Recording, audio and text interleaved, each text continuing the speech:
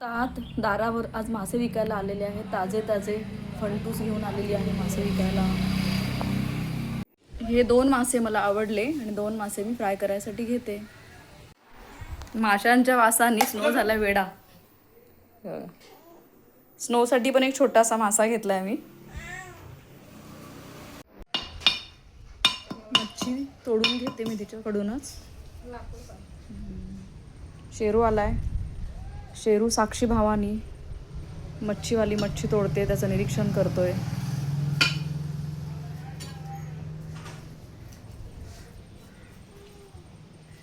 त्याला खात्री आहे आपल्याला मिळणार आहे याच्यातून काहीतरी. मच्छी कापून तयार झाली बनवण्यासाठी. 2 भाग केलेत.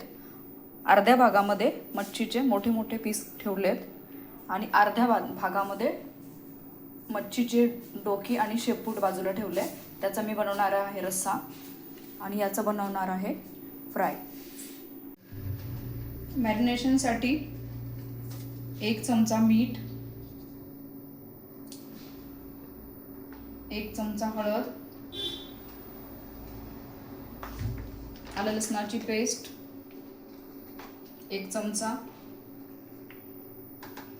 लाल तिखट 2 चमचे.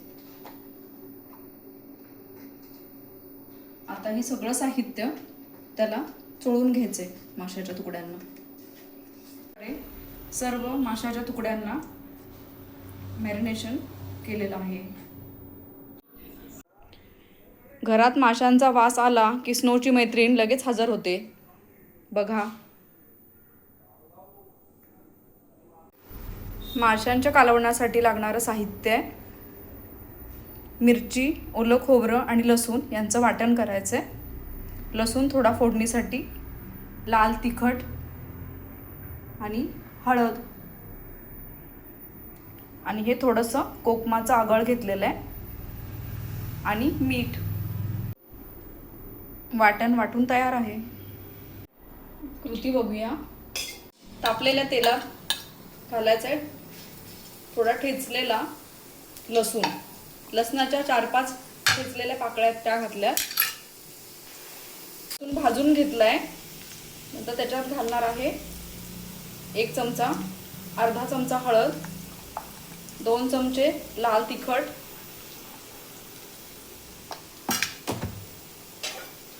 लाल तिखट तेलात परतवून घ्यायचंय.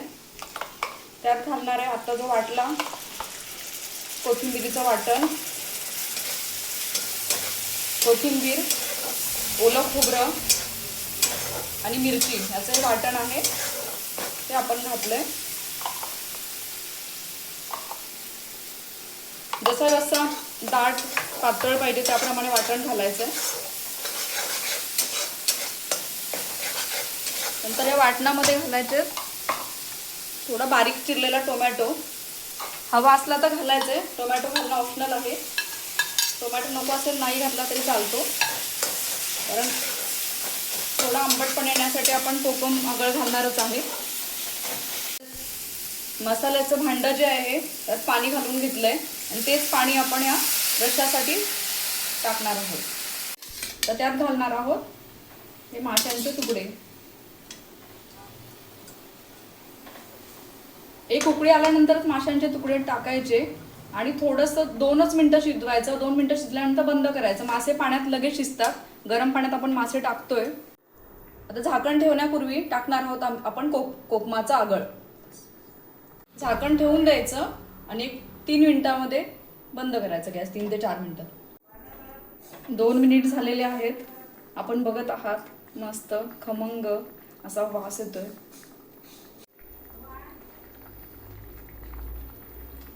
आपण बघत असाल रस्सा तयार झालेला आहे.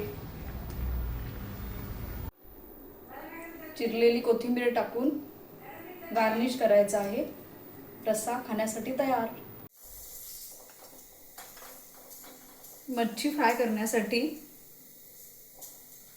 आपण थोडंसं तांदळाचं पीठ घेतलेलं आहे. तांदळाच्या पिठामध्ये थोडीशी हळद, मीठ आणि लाल तिखट हे चांगलं मिक्स करून घ्यायचं आहे. मच्छी फ्राय करताना ही मच्छीला ह्या बनवलेल्या आता मॅरिनेशनमध्ये असं बुडवायचं आहे आणि हे गरम गरम तेलात मच्छी सोडायची. हे बघा, हे असं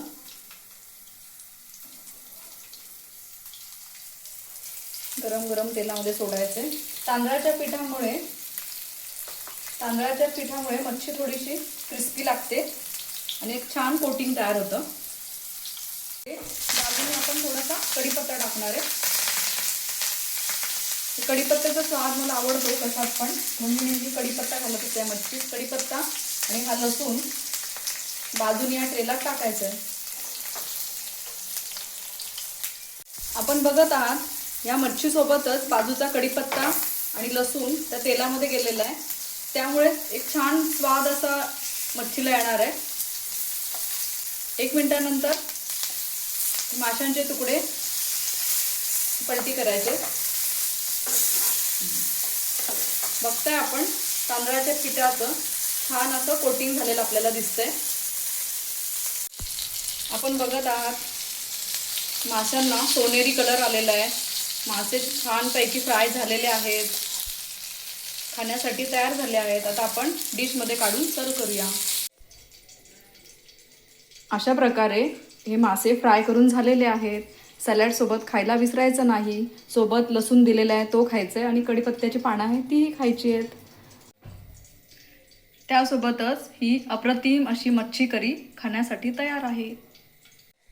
अशा प्रकारे बुधवार स्पेशल ही मच्छी थाळी आपल्यासाठी खायला तयार. मच्छी फ्राय, मच्छी रस्सा, भात, भाकरी आणि सॅलड